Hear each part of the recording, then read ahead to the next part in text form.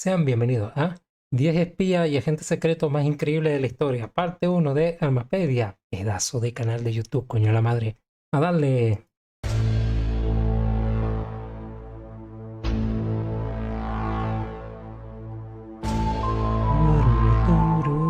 Al hablar de espías, el primer nombre que probablemente venga a tu mente sea James Bond. Mi papá. James Bond. El ficcional espía británico, también conocido como 007, el cual ha aparecido en decenas de novelas y en más de 25 películas. Sin embargo, en la vida real han existido un montón de espías verdaderamente increíbles que han hecho cosas dignas de películas o cuyas acciones e historia ha terminado trágicamente. El espionaje no es algo realmente moderno, sino que es tan antiguo como la civilización misma. Ya en la época de la antigua Roma existían los especuladores o exploradores, que eran militares que se vestían de ciudadanos para infiltrarse en territorios enemigos y recabar información. Si bien los agentes secretos casi siempre existieron, los espías tomaron un rol central en el siglo XX, con las tecnologías emergentes y los conflictos mundiales como la Guerra Fría, que hicieron que la información tomara un valor realmente invaluable, a veces decisivo. El día de hoy recorreremos la historia de los 10 mejores espías y agentes secretos, los cuales superan ampliamente a James Bond, incluso uno inspirando directamente la creación de 007, y créeme, su historia es mucho más interesante. Te habla Jorge Rojas, bienvenido a Armapedia.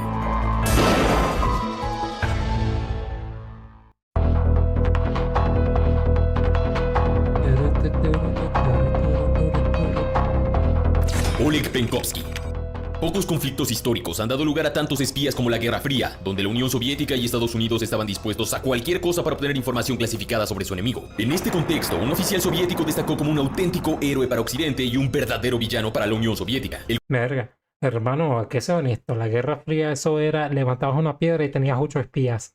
El coronel Oleg Vladimirovich Penkovsky, quien había servido para el Ejército Rojo en la Segunda Guerra Mundial y posteriormente alcanzó altos puestos en la inteligencia militar soviética, más específicamente en la industria de proyectiles nucleares. Sin embargo, a principios de los 60, este se encontraba muy desilusionado con el sistema político soviético y decidió ofrecer sus servicios a la inteligencia británica, al MI6. Como podrás imaginar, el acceso de Oleg Penkovsky a información militar de alto secreto era enorme, por lo que entre abril de 1961 y octubre de 1962 consiguió entregar a su contacto del MI6 5.500 fotografías clasificadas que hacían referencia a la investigación soviética referente a temas nucleares, incluidos éxitos y fracasos. La información muchas veces era entregada a miembros de la inteligencia británica por medio de cajas de bombones u otros medios. Su información técnica resultó inestimable durante la crisis de los misiles cubanos de 1962. Básicamente, la información que dio fue que en aquel momento los soviéticos no podían hacer frente a una guerra nuclear. Al revelar las capacidades de misiles de la Unión Soviética en la zona, le dio la posibilidad al presidente estadounidense John F. Kennedy de negociar con ventaja y resolver la crisis de forma pacífica. Sin embargo, la suerte de Oleg Penkovsky se acabó pronto después. El GRU investigó el apartamento privado de Penkovsky y encontró muchos documentos incriminatorios, descubriendo su rol como doble agente. Finalmente, Oleg Penkovsky fue detenido, torturado hasta que lo reconoció todo y fue ejecutado por traición en 1963. Al igual que James Bond, este espía llegó a la pantalla grande ya que su historia ha sido inmortalizada en la película de 2020 The Courier, donde el actor Merab Nimitze está en el papel de Oleg Penkovsky. Mientras Oleg Penkovsky influenció directamente un momento clave durante la Guerra Fría, el siguiente espía podría haber terminado incluso el desenlace de toda esta guerra. Suena interesante.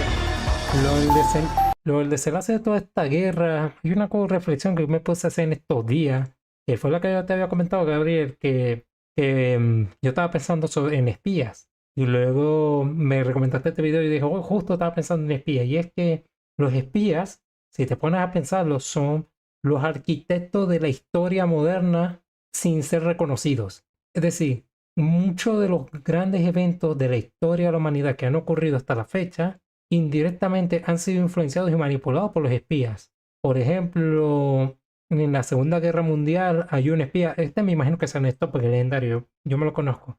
Hay un espía, bueno, era un espía, pero creo que sí era, que utilizó distintas tácticas interesantes durante la Segunda Guerra Mundial para engañar al eje, como por ejemplo tanques inflables, pueblos inflables, soldados inflables, o sea, utilizó muchísima utilería para engañar al eje. Creo que ese también cuenta como un espía o no, pero eso fue un sujeto que influenció bastante en la Segunda Guerra Mundial gracias a sus tácticas curiosas, que ya que utilizaba trucos de circo para engañar a sus enemigos. Literalmente un solo hombre puede cambiar el curso de una guerra. Eso mismo, o sea, aquí vamos a ver varios ejemplos de ello, pero en general los espías solo con sus decisiones, con las cosas que hacen, cambian muchísimas cosas. Por ejemplo, la guerra esta ruso-ucraniana, la operación Telaraña, era operación Telaraña, ¿cierto?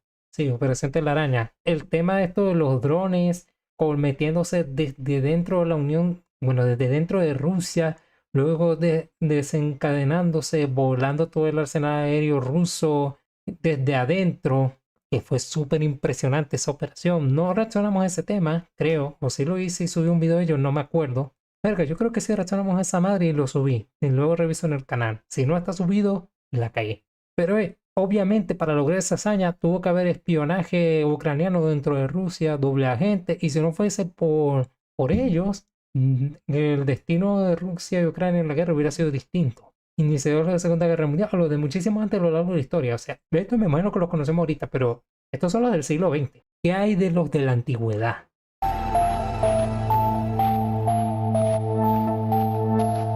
John A. Walker Jr. Nacido en Washington, D.C. en 1937, John Walker ingresó en la Marina como especialista en comunicaciones antes de cumplir 30 años para escapar de una condena de prisión por robo, pero rápidamente descubrió que podía ganar mucho más dinero vendiendo la información clasificada estadounidense a la Unión Soviética, y así lo hizo desde 1967 hasta 1985. John Walker vendió su cifrado de radio ultra secreto a la inteligencia soviética, ayudándolos a descifrar más de 1 millón de mensajes navales cifrados. Comenzó a trabajar como espía por $2,000 semanales, que hoy serían más de $16,300 semanales. Básicamente, John Walker le permitió a la Unión Soviética leer todas las comunicaciones navales estadounidenses y conocer la posición de todos sus buques militares y submarinos. De haber estallado una guerra, se cree que la armada estadounidense podría haber sido destruida completamente en unos cuantos días o incluso horas gracias a esta información. El New York Times lo describió en 1987 como el anillo de espionaje soviético más dañino de la historia. Theodore Shackley, jefe de la estación de la CIA en Saigón, afirmó que el espionaje de Walker pudo haber contribuido a la disminución de los ataques con bombas B-52 y a la efectividad de los Estados Unidos en Vietnam. John Walker siguió traficando información delicada con la ayuda de su hijo, otros miembros de su familia y varios colegas, creando una verdadera red de espionaje en el centro de la Marina de Estados Unidos que alimentó a la Unión Soviética durante casi 20 años. Finalmente, John Walker fue atrapado en 1985, no por la tarea de la inteligencia estadounidense, sino porque su exmujer lo denunció telefónicamente estando borracha luego de una pelea. Después del arresto de Walker, Caspar Weinberger, el secretario de defensa del presidente Ronald Reagan, concluyó que la Unión Soviética logró avances significativos en la guerra naval, lo que era atribuible al espionaje de John Walker. Tanto John Walker como su hermano fueron rápidamente encontrados culpables y murieron en prisión en agosto de 2014, cumpliendo cadena perpetua. En 1990, Gracias, mujer. Le cagaste la vida a un solo hombre. cuando se le preguntó a Walker cómo había logrado acceder a tanta información clasificada, dijo: Kmart tiene mejor seguridad que la Marina. Si bien Walker es uno de los espías estadounidenses más recordados de la historia, él no fue el único agente secreto que debilitó fuertemente a Estados Unidos. O sea, básicamente a su mujer le arruinó la vida.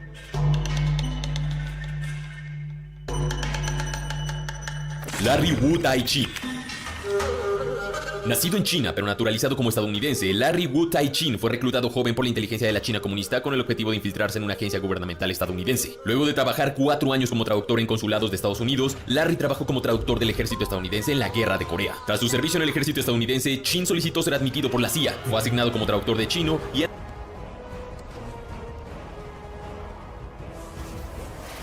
Dale, pipa.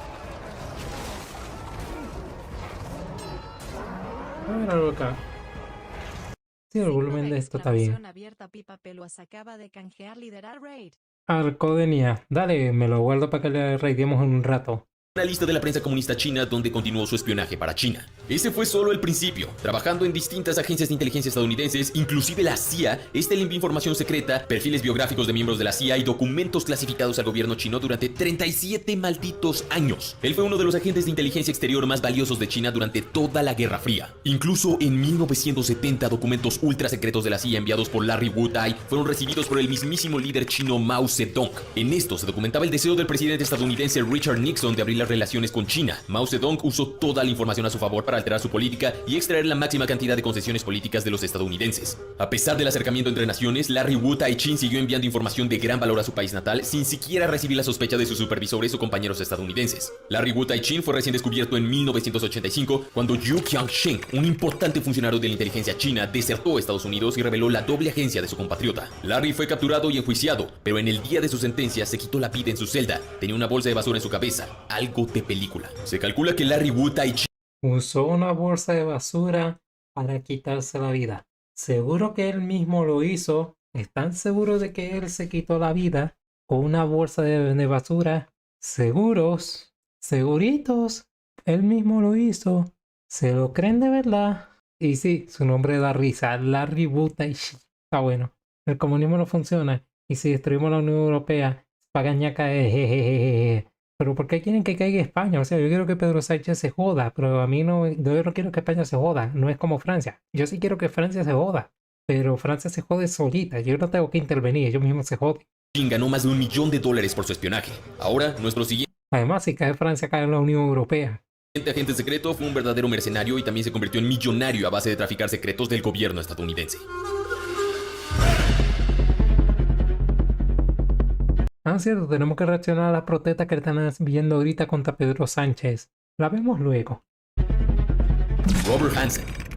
La tarea de espionaje de Robert Hansen fue considerada por el Departamento de Justicia de Estados Unidos como posiblemente el peor desastre de inteligencia de la historia moderna de Estados Unidos. Y créeme, no es para menos. Nacido en Estados Unidos, Robert Hansen se convirtió en agente especial del FBI en 1976. Pocos años después fue transferido a contrainteligencia con la tarea de compilar una base de datos de la inteligencia soviética. Básicamente su trabajo era asegurarse de que la inteligencia estadounidense estuviera segura. Qué ironía, ¿no? Con un acceso increíblemente delicado, en 1976 Robert Hansen se acercó al GRU, la principal agencia de inteligencia de la Unión Soviética. Esto por ofrecer sus servicios. Sus motivaciones eran exclusivamente monetarias. Por supuesto, el GRU aceptó inmediatamente. Lo primero que hizo Robert Hansen fue enviarles a los soviéticos una lista de espías del FBI en el GRU y otras agencias soviéticas, muchos de los cuales fueron ejecutados. Uno de los afectados fue el general soviético y espía Dmitry Polyakov, quien aparecerá más adelante en nuestra lista. Como espía de la Unión Soviética, Robert Hansen envió documentos y archivos informáticos con mucha información sensible sobre la inteligencia estadounidense, ganando millones de dólares en el proceso. Mientras tanto, también siguió avanzando en su carrera en el FBI,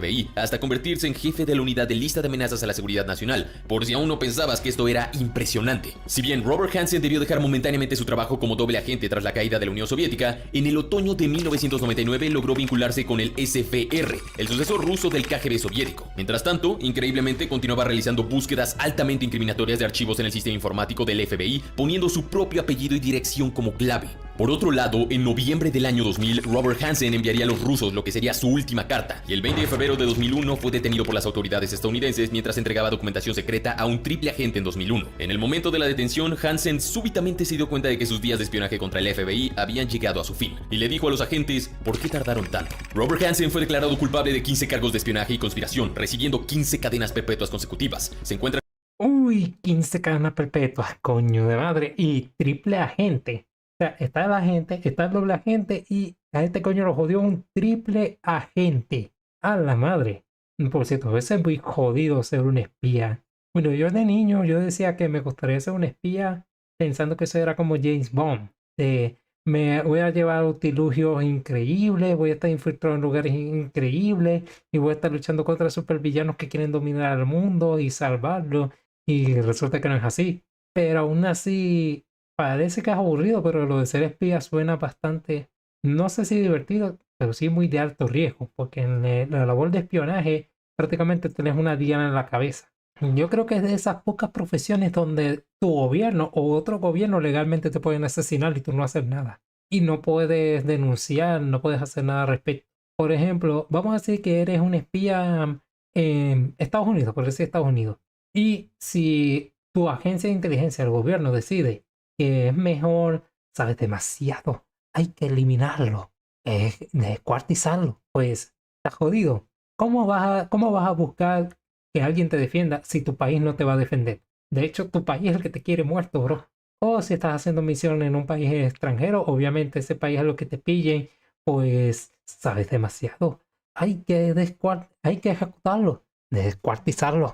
Estos son los espías de los que tenemos conocimiento. Ahora imagínate de los que no conocemos. Exacto. Los que no conocemos están bastante interesantes. Pero la razón por la que conocemos a estos espías es porque los pillaron. Los pillaron y, bueno, o están, en el mejor de los casos, están presos permanentemente, o en el peor, bueno, ya sabemos, descuartizados. Ya, por eso es que conocemos a estos. Estos son los que salieron, que tal vez me arrestaron, pero por lo menos sigo vivo. Bueno, exceptuando al chino de los cojones que se quitó la vida como colocándose él solito una bolsa en la cabeza. Claro que sí, crack. Porque obviamente hay un montón de espías, los cuales ni sabemos que son espías, pero esos, bueno, desaparecieron de la faz de la tierra. Me pregunto por qué.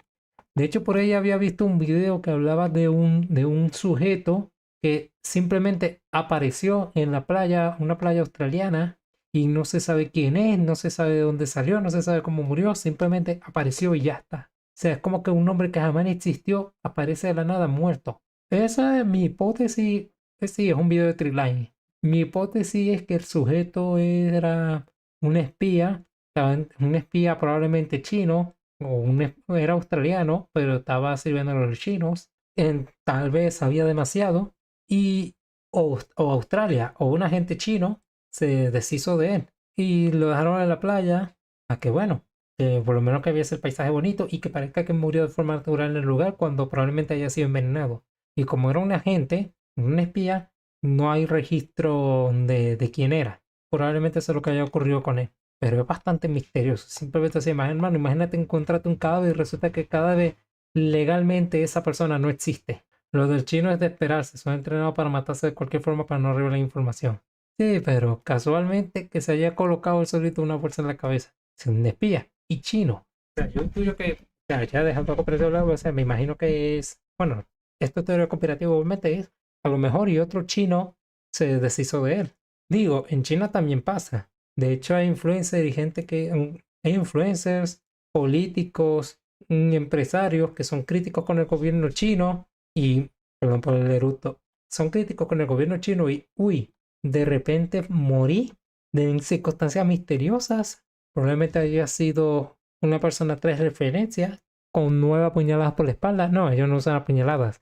Es o te caes del balcón o, hoy no, de repente es que tenía sobredosis de venenos encima. Cumpliendo la pena en un régimen de aislamiento total durante 23 horas al día en ADX Florence, una penitenciaría federal del tipo Supermax cerca de la localidad de Florence en el estado de Colorado. El FBI cree que los soviéticos y rusos nunca supieron el nombre verdadero de su notable fuente, ya que él usaba exclusivamente el nombre de Ramón o Ramón García al contactar con ellos. Él les pasaba la información de inteligencia y recibía sus pagos a través del confiable sistema de los puntos de entrega muertos, según los cuales Hansen y sus contactos de la KGB dejaban paquetes en lugares públicos y ubicaban marcas visibles pero no obstructivas en el área como pequeños rayones de tiza en un buzón. Esto para hacerle saber a la otra parte que un paquete estaba esperando. En palabras de David Major, uno de sus superiores en el CI3, Hansen era diabólicamente brillante. Aunque Robert Hansen logró evitar la pena de muerte, nuestro siguiente espía no lo hizo. Hombre, yo creo que es preferible estar muerto antes de tener 15 cadenas perpetuas y que de 24 horas al día, 23 te estén vigilando. Otra cosa de por qué digo que ser espía debe ser un tremendo deporte de riesgo y es que no puedes ni siquiera confiar en tus compañeros. O sea, hermano, tus compañeros puede ser que te vayan a traicionar, ya sea porque sean un espía enemigo o porque estén investigándote para saber si tú no eres el enemigo.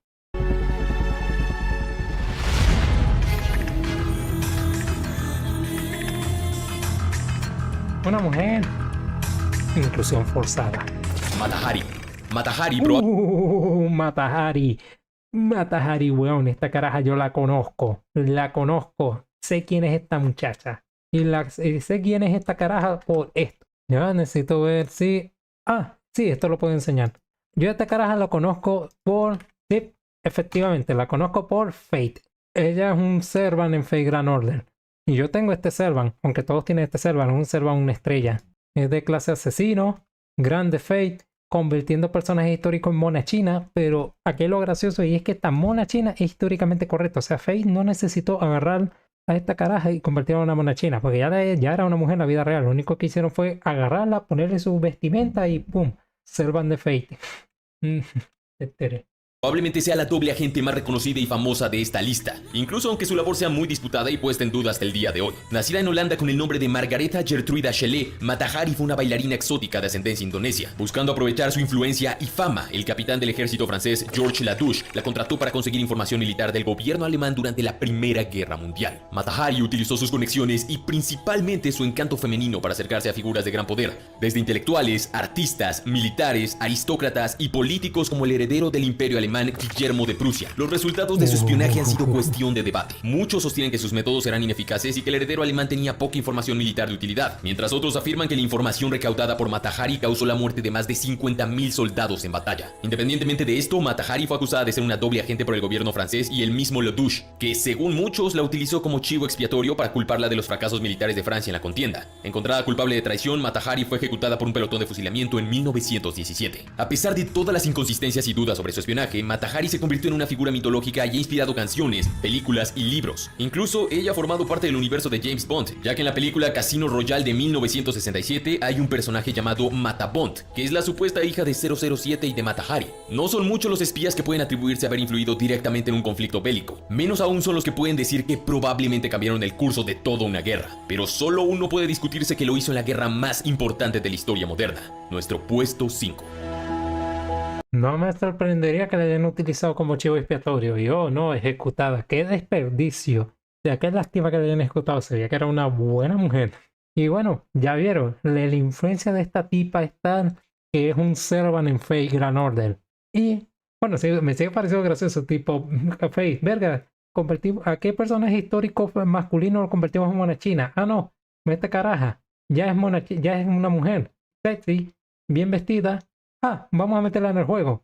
No hay que hacer mucho trabajo, ¿no? Tenía que ser culpa del francés.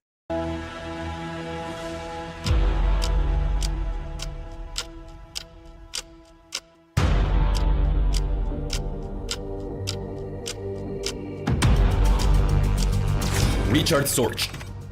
Nacido en el Imperio Ruso a finales del siglo XIX, Richard Sorge creció en Alemania, donde se afilió jovenmente en el Partido Comunista. Sorge, que había cautivado el interés de la inteligencia soviética, se convirtió en 1924 en miembro del Servicio de Información del Internacional Comunista, por lo que abandonó su anterior vida en Alemania y se trasladó a Moscú. Ese mismo año también adquirió la ciudadanía soviética. Él fue enviado a China con la intención de organizar una red de espionaje. Allí se hizo pasar por un alemán leal a Hitler e incluso se afilió al partido. En 1933 fue enviado a Japón, donde se convirtió en un doble agente trabajando en servicio de la Unión Soviética. Sorge informó al Ejército Rojo sobre el pacto anti-Comintern, o sea, la alianza entre Alemania y Japón, el ataque a Pearl Harbor, y en 1941 mandó la primera información que podría haber cambiado la Segunda Guerra Mundial. Él le informó a la inteligencia soviética que, según documentación de Japón, Hitler estaba planeando invadir la Unión Soviética. Así es, me refiero a Muy tarde, Ángel, muy tarde. una operación militar que sí sucedió, la Operación Barbarroja. Si bien la información demostró ser cierta poco después, su advertencia fue ignorada en principio por Joseph Stalin y los altos mandos del Ejército Rojo. Stalin dijo lo siguiente sobre la información de Sorge: no iba a creer a un pervertido que organizaba fábricas y burdeles en Japón. Sin embargo, Ja, ja, ja, ja. Grande Stalin, puto genio. Eres un puto genio, Stalin. Por eso llegaste lejos. Ja, ja, ja. esta no fue la Espera, él sí llegó lejos. única información determinante que enviaría Richard Sorge desde las filas niponas, sino que ese mismo año informó a sus superiores que no había rastro alguno de documentación que insinuara que Japón invadiría la Unión Soviética. Esta información sí fue tomada en cuenta por los gobernantes soviéticos, que decidieron reducir las tropas apostadas en el este del país para reforzar el frente occidental y así derrotar la ofensiva alemana. Sin dudas, el trabajo de Richard Sorge fue absolutamente fundamental para cambiar el curso de la Segunda Guerra Mundial. No obstante, este tuvo su precio. La red de Richard Sorge fue desenmascarada de modo casi accidental por la Kempeitai, o sea, la policía militar japonesa, al detener en una redada común a sospechosos de ser comunistas. Las autoridades japonesas llegaron a proponer a la embajada soviética en Tokio el intercambio de Sorge por un prisionero japonés. La propuesta fue realizada en 3 ocasiones distintas, pero la respuesta soviética siempre fue la misma: negar que conocían a Sorge. Richard Sorge fue ejecutado en la horca el 7 de noviembre de 1944. 2 décadas después fue merecidamente declarado héroe de la Unión Soviética. La historia de Richard Sorge fue retratada en la serie rusa Richard Sorge, maestro del espionaje, de 2019, que puede encontrarse en YouTube traducida al español. Uno de los admiradores de Sorge fue el Verga, en ese caso es una serie que podríamos reaccionar, ¿no? Que no sé si me la tomé por copyright, pero la serie está en YouTube. Una cosa fuera del tema. ¿Qué opinas de las personas que quieren que vuelvan las monarquías o piensan que las monarquías son importantes aún? La verdad, de Grecia digo que sí pienso que las monarquías son útiles. Porque muchas veces la gente dice, no, es que las monarquías ya es un sistema obsoleto. Las monarquías son un sistema obsoleto. Mejor convertirse en una república normal, bananera, como de costumbre. Ya saben dicho, si no está roto, no lo arregles. En el caso de España, los republicanos, normalmente el bando que es republicano, que quiere convertir a España a una república, casualmente también son independentistas y de izquierdas, que simplemente quieren cambiar la monarquía porque vos sabéis, es común menester de este tipo de gente querer cambiar el orden preestablecido. Pero en general, yo hace tiempo había visto sobre temas de monarquía. Las monarquías hoy en día son más que todo ceremoniales, pero esa monarquía ceremonial, irónicamente, es importante para mantener la idiosincrasia cultural de una nación. Por ejemplo, uno de los símbolos de la hispanidad y de la unión de España es la figura del rey. Si eliminas esa figura del rey, de esa hispanidad, de esa unidad, bueno, pues es más fácil para los independentistas querer separarse. Además de que a la hora de verdad un monarca funciona como árbitro. Y al funcionar como árbitro puede más o menos tratar de que el país no se vea tan en la ñonga. Lo que no me gusta a mí personalmente es cuando un monarca no interviene tanto como debería. O sea, yo sé que tienen funciones limitadas y a la hora de verdad ya no son los que dan las órdenes directas, simplemente son como una figura ceremonial, pero hey, solo por ser una figura ceremonial, cultural, pueden ejercer bastante influencia. Por ejemplo, ¿tú te crees que si el rey de España no dijese abiertamente Sánchez, deja de ser imbécil de mierda? No le hubieran dado 3 jalones de oreja y tal vez Sánchez no estuviera siendo tan imbécil de mierda. Mira Reino Unido, mira la figura de la reina, bueno, en este caso de rey, esa figura es la que mantiene la Commonwealth, que es básicamente una de las uniones, es una de estas uniones ceremoniales internacionales de distintos países más grandes del mundo, que prácticamente casi todas las colonias británicas que son parte de la Commonwealth tienen algún tipo de conexión entre sí. No sé si económica, pero al menos cultural y de buenas relaciones diplomáticas. Luego tenemos algunas monarquías absolutistas que, bueno, esas monarquías son las que mandan. Por ejemplo, las de Medio Oriente que tienen esas monarquías absolutistas son las que tienen el poder, pueden gobernar. Y, bueno, mira, el problema de la monarquía es que si te toca un buen monarca, pues está hecho. Esos son 80 años de buen gobierno. Pero si te toca un mal monarca, esos son 80 años de sufrimiento. Pero eso no significa que una república vaya a ser buena o funcional.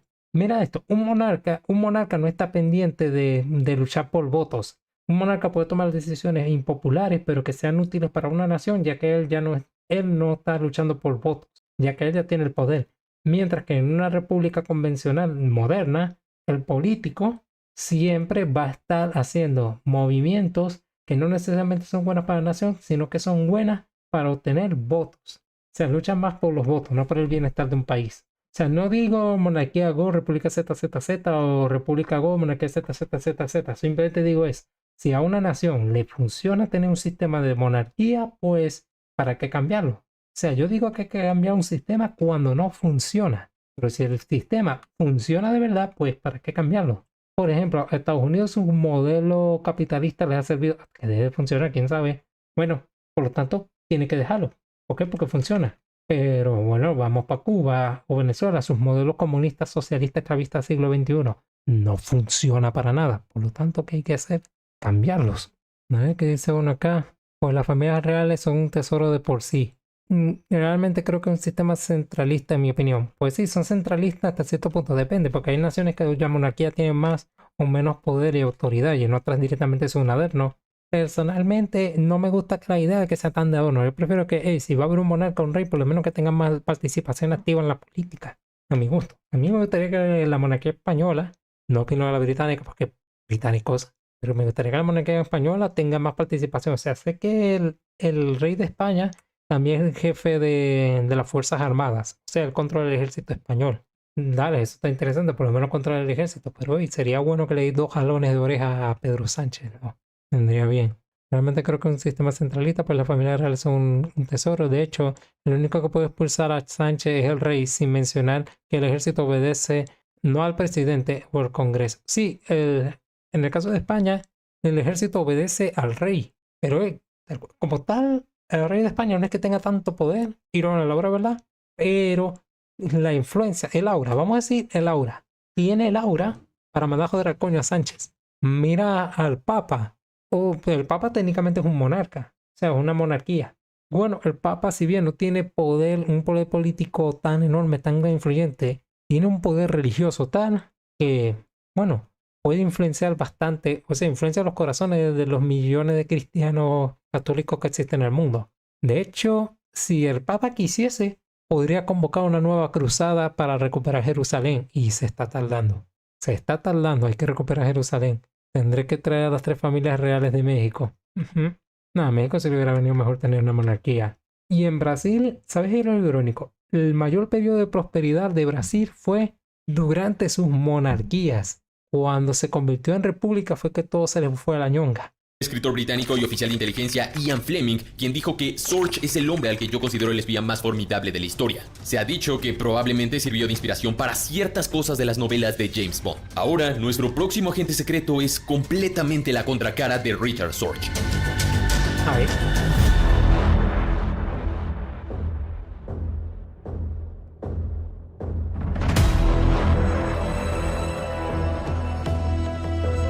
Dmitry Polyakov.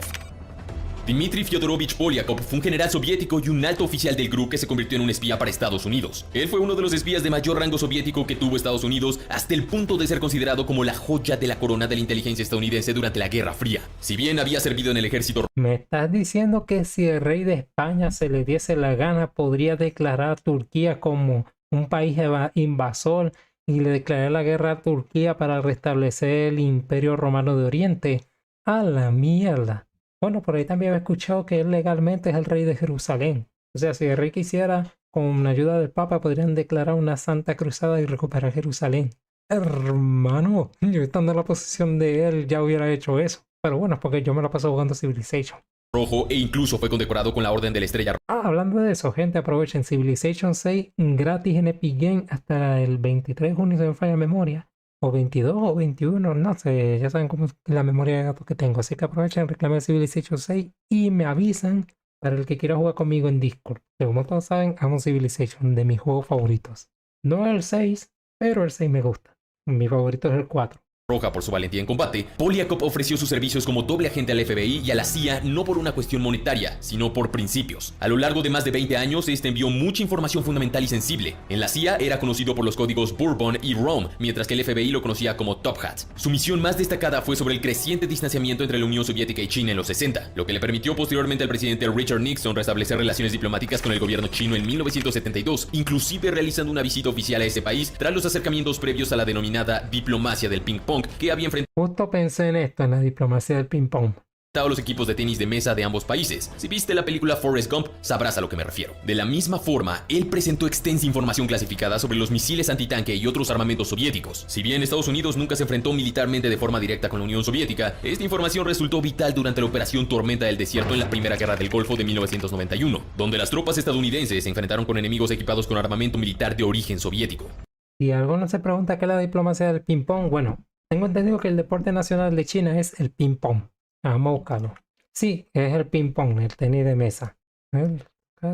Bueno, les explico. En China, Mao Zedong tenía un método diplomático curioso. Se llamaba la diplomacia del ping-pong. Consistía en cuando invitaba a diplomáticos de afuera y los quería sentar a la mesa de negociaciones, antes de hablar del destino de la humanidad, de las naciones y todo eso, primero los invitaba a jugar ping-pong. ¿Para qué? Para esto, para calentar el ambiente, para relajarse, para ablandar la carne, si saben a qué me refiero. O sea, básicamente era hey, sé que vamos a tomar, tal vez no nos llevamos bien, tal vez tenemos ideologías opuestas, tal vez tenemos nuestros intereses amenazados, tal vez, dependiendo de cómo se haga esta reunión, tal vez vamos a terminar odiándonos hasta la muerte, incluso declarándonos la guerra o convertirnos en grandes aliados. Así que antes de tomar una decisión muy importante, jugamos un rato ping-pong. Y lo peor, le funcionó muchísimo. Digo, les recuerdo que China logró conseguir que la ONU deje de reconocer a Taiwán como la verdadera China, y lo es. Y ellos conseguir su puesto en la ONU y llevarse mejor con Occidente en ese entonces. ¿Por qué? Porque diplomacia es el ping-pong, gente. Ya podemos discutir luego sobre su idea de querer terminar los paros de los campos y mandar a joder al coño la agricultura y ocasionar millones de muertos de hambre. Ya eso es otro tema. Finalmente, años después de jubilarse, Dmitry Polyakov, quien era un ávido deportista y escribía artículos para una revista de caza soviética, fue capturado en 1986 debido a la información de, como ya habíamos anticipado, Robert Hansen por el lado del FBI y de Aldrich Ames por el lado de la CIA. Dmitry Polyakov fue encontrado culpable de alta traición al régimen soviético y fue ejecutado en 1988. Tenía 66 años de edad. Jean Berthefil, oficial de la CIA, dijo sobre Polyakov lo siguiente: no lo hacía por dinero, insistía en quedarse en su puesto para ayudarnos. Fue un mal día cuando lo perdimos. Sin dudas, una historia digna de película.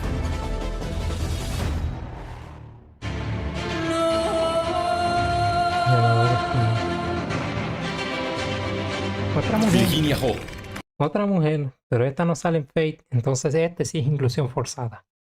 Si bien Mata Hari puede ser la espía más famosa de la historia, el puesto de la mejor espía mujer de todos los tiempos muy probablemente le pertenece a Virginia Hall. Durante la Segunda Guerra Mundial, Virginia Hall era una civil que fue reclutada por la espía británica Vera Atkins para informar sobre los movimientos de las tropas alemanas en la Francia de Vichy, o sea, la Francia ocupada por los alemanes, y también de reclutar miembros para la resistencia francesa. Ella se hizo pasar por periodista estadounidense y trabajó codo a codo con la inteligencia británica y con la CIA. Era conocida por muchos alias, incluidos Mary Monning, Germaine, Diane, Mary of Lyon, Camille y Nicolas. Conocida como la Dama Coja, dado que tenía una pierna amputada por un accidente de caza, Virginia Hall fue una de las primeras mujeres espía de Estados Unidos. Ella fue fundamental para el nacimiento, crecimiento y organización de la resistencia francesa. Ella creó la red Heckler en Lyon, Francia. Durante los siguientes 15 meses se convirtió en un experto en operaciones de apoyo, organizó movimientos de resistencia, suministró a los agentes dinero, armas y suministros, ayudó a escapar a los aviadores derribados, ofreció casas seguras y asistencia médica a agentes y pilotos heridos. Pero gracias a Abe Aquin, cuyo nombre en clave era Bishop, un espía que la Gestapo logró infiltrar en la resistencia francesa, los alemanes pudieron arrinconar a Virginia y parecía cuestión de tiempo que la arrestaran. Pero todo esto fue en vano. La Dama Coja, como era conocida por los alemanes, consiguió escapar cruzando los Pirineos con su única pierna hasta llegar a España. No obstante, poco después retornó a París para continuar con sus actividades de espionaje, esta vez disfrazada de anciana. Los alemanes le dieron el sobrenombre de Artemisa y según los informes, la Gestapo la consideraba la espía aliada más peligrosa. Durante las semanas previas al día... ¡Ah, la mierda! Tremenda mujer. Hermano, huevazo tiene esta tipa. O sea, es mujer y tiene más cojones que muchísimas personas en este mundo. de Virginia Hall. O sea, cruzar los Pirineos con una pierna coja y escaparse así y llegar a España. Y a pesar de haber salido con vida de una situación tan jodida, decidió volver al deber. Además, como escucharon, las acciones que ella tomó alteraron el rumbo de la guerra. Estableció la resistencia en la ciudad de Cosne, dividiendo la organización en 4 grupos de 25 hombres. A cada grupo encargó diversos actos de sabotaje contra las unidades alemanas establecidas allí. A medida que se iba acercando el día D, la resistencia comandada por Virginia Hall se encargó de sabotear líneas ferroviarias, comunicaciones y puentes y carreteras para retrasar de esta manera el avance alemán hacia las playas de Normandía. A diferencia de la gran mayoría de los espías de los cuales hablamos, la Dama Coja nunca fue atrapada por los alemanes, sino que se convirtió en una heroína de guerra. Virginia Hall recibió la Orden del Imperio Británico, la Cruz por Servicio Distinguido de Estados Unidos y fue nombrada en la Orden Nacional de la Legión de Honor francesa. Durante el resto de su vida se dedicó a trabajar en la CIA. Virginia Hall murió en 1982 a los 76 años de edad. La película A Call to Spy o Llamadas a Espiar retrata un poco de la vida de Virginia Hall y otras espías aliadas. Muy recomendada. Ahora nuestro siguiente espía también pasó casi toda su vida trabajando para la CIA, aunque difícilmente vaya a recibir pronto una condecoración. A ver, difícilmente, ¿qué hizo? Trader Waiting, tremendo nombre tiene esto, ya me estoy dando una idea de por qué. El traidor entre nosotros. Aldrich Rick Ames. Aldrich Ames comenzó su carrera en la CIA en 1962 y fue escalonando puestos hasta llegar a ser el jefe en la división de contrainteligencia. Como tal, su trabajo consistía en reclutar agentes extranjeros para la CIA. Sin embargo, Rick, como era conocido en la CIA, decidió hacer exactamente lo contrario. Si bien había tenido algunas interesantes tareas de inteligencia al servicio de la CIA, incluyendo la manipulación del diplomático soviético Alexander Mitrievich Ogorodnik, su vida personal se encontraba en ruinas. Desde 1969, Aldrich Ames estaba casado con una compañera de la CIA, Nancy Segebarth. Cuando fue asignado a la Embajada de los Estados Unidos en México en 1983, conoció a Rosario Casas Dupuy, quien en ese momento era una empleada de la sede diplomática colombiana en la capital mexicana. Poco después de su regreso a los Estados Unidos, después de su misión en la Ciudad de México, inició los trámites de divorcio contra Nancy. También comenzó un concubinato con Rosario y una vez divorciado, finalmente se terminó casando con ella. La presión financiera de su divorcio, así como el estilo de vida con Rosario, de quien Ames seguía perdidamente enamorado y a quien no deseaba perder de ninguna manera, lo obligó a buscar una nueva fuente de ingresos adicionales. De esta manera terminó preguntándose a sí mismo quién estaría dispuesto a pagarle bien por la información clasificada que poseía. A mediados de los años 1980, aún en plena Guerra Fría, únicamente había un estado extranjero interesado en esta información y dispuesto a pagar bien por ella: la Unión Soviética. A partir de mediados de los 80, Aldrich Ames empezó a trabajar para la KGB. Además de documentos e información clasificada, le otorgó a la agencia soviética el nombre de todos los agentes estadounidenses que trabajaban encubiertos en la Unión Soviética, lo que condujo a decenas de detenciones y a la ejecución de 10 funcionarios de la CIA y tantos más dobles agentes soviéticos, entre ellos nuestro ya conocido Dmitry Polyakov. Para Aldrich Ames, traicionar a sus colegas tenía un precio muy alto. Se calcula que recibió un total de 4.6 millones de dólares por sus actividades de espionaje a favor de la Unión Soviética. Más de 2 millones se encuentran al día de hoy en una cuenta bancaria secreta. No obstante, su codicia también fue el motivo de su caída. Su extremadamente lujoso estilo de vida fuera de la categoría salarial de la CIA fue lo primero en despertar sospechas. En marzo de 1993, la CIA y el FBI iniciaron una intensa investigación sobre Aldrich Ames, que incluyó vigilancia electrónica, el registro de su basura y la instalación de un monitor en su coche para seguir sus movimientos. El 21 de febrero de 1994, él y su esposa fueron detenidos. En el momento de su detención, Aldrich Ames dijo a los agentes: "Están cometiendo un grave error, deben de haberse equivocado de hombre". Y por supuesto, no se habían equivocado. Aldrich Ames se declaró culpable y fue condenado a cadena perpetua. Su esposa recibió una condena de 5 años de prisión por evasión fiscal y conspiración para cometer espionaje. De verdad que la historia es más fascinante y larga de lo que estás escuchando. Podría dedicarle un video entero a este espía. Por favor, suena interesante. Y me sorprende que él fue cadena perpetua, pero la mujer solamente 5 años presa por evadir impuestos.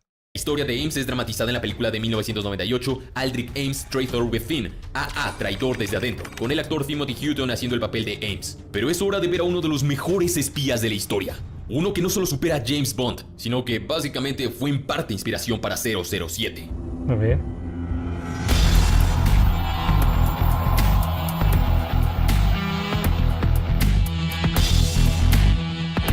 Dusan Popov.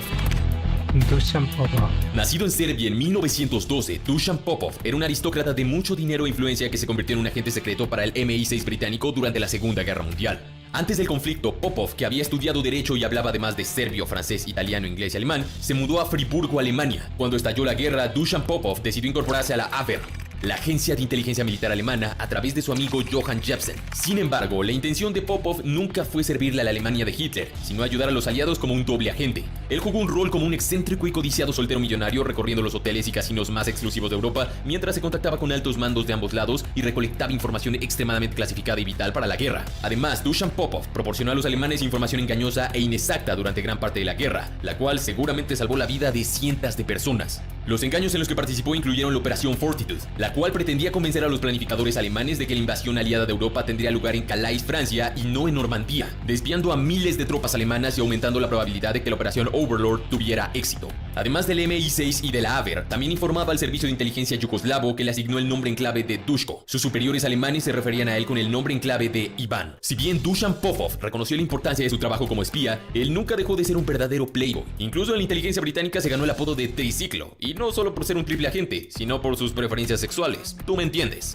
De hecho, se cree que una de las mujeres que conquistó durante sus misiones fue la actriz francesa Simone Simon, a quien conoció en el Stork Club, un club nocturno de Manhattan. Este fue uno de los clubes más prestigiosos del mundo, símbolo de la élite adinerada, incluidas estrellas de cine, famosos y aristócratas. Si bien Dusan Popov le pasó muchísima información importante a los aliados a lo largo de los años, sin duda alguna, su información más relevante fue en 1941 cuando le advirtió al FBI con 5 meses de anticipación que Japón pensaba bombardear Pearl Harbor. Popov había sido enviado a Estados Unidos por la Abwehr para establecer una nueva red alemana. Se le entregaron amplios fondos y un cuestionario de inteligencia. Una página entera estaba dedicada a preguntas muy detalladas sobre las defensas estadounidenses en Pearl Harbor, que se encuentra en la isla hawaiana de Oahu. Se puso en contacto con el FBI y explicó lo que se le había pedido, pero aún así, Edgar Hoover, el director del FBI en aquel momento, decidió ignorar su aviso, ya que no confiaba en Dusan Popov y lo consideraba un playboy inmoral. Las consecuencias de su decisión ya las conocemos todos nosotros. Bueno, ahí estamos viendo. Este sujeto, gracias a él, se llevó, la operación Overlord salió como debería, pero también hay gente. Este sujeto es otro personaje, otro espía que alteró la historia tal cual la conocemos. Pero un huevón, por no hacerle caso, por no querer escucharle, también alteró la historia. Letal ataque a Pearl Harbor. En una de sus muchas intrigantes misiones, más específicamente en 1941, Dusan Popov viajó a Portugal, se alojó en Estoril en el Hotel Palacio. Durante su estancia conoció a Ian Fleming, que por aquel entonces trabajaba para la Marina Real Británica. Ambos compartieron misión en el Casino Estoril. Según muchas fuentes, Ian Fleming se inspiraría en Popov para crear el personaje de James Bond. No, es que tienen demasiadas similitudes, incluso en la apariencia. No solo basándose en su trabajo como agente secreto, sino en su personalidad fría, elegante y relajada, y principalmente en su fama de Don Juan. Luego de la Segunda Guerra Mundial, Dusan Popov siguió disfrutando su fortuna. En 1974, Popov publicó una autobiografía titulada Espía contra espía, un relato picante de sus aventuras que se lee como una novela de James Bond. Russell Miller la describió como fundamentalmente exacta, aunque ocasionalmente embellecida. Al parecer, la mujer y los hijos de Popov desconocían su pasado hasta la publicación del libro. A principios de la década de 1980, Tremendo espía, o sea, ni la mujer ni los hijos sabían cuál era su pasado. 80, sus años de tabaquismo empedernido y consumo excesivo de alcohol habían hecho mella en su salud. Dusan Popov murió en Opio al sureste de Francia el 10 de agosto de 1981 a la edad de 69 años. Sin embargo, para ese momento su figura ya había pasado a la historia, aunque sea con otro nombre. Además de James Bond, Dusan Popov fue el protagonista de un documental titulado True Bond en junio de 2007. También se han producido otros 2 documentales sobre las hazañas de Popov, Dushko Popov y Double Agent Dushko Popov Inspiration for James Bond. De cualquier manera, ya sabes lo que dicen, no hay nada mejor que la versión original. Por cierto, a mí puto me encanta James Bond. O sea, desde niño debería leerme los libros de James Bond y eso. Saben que no soy muy cinéfilo y eso, pero desde niñato me encantaba James Bond. De hecho, creo que no necesito decirles que uno de mis videojuegos favoritos toda la vida es 007 GoldenEye. Pero bueno, tremendo video de Armapedia. Casi no reacciono a este canal, pero tiene muy buenos videos. De hecho, yo más de una vez veía videos de este canal con mi padre. Así, yo con mi padre veía Hipótesis de Poder y Almapedia. También veíamos a La Armería. Segmento Armado si no llegué a ver con mi padre, pero luego le recomiendo ese canal a él. Buen video.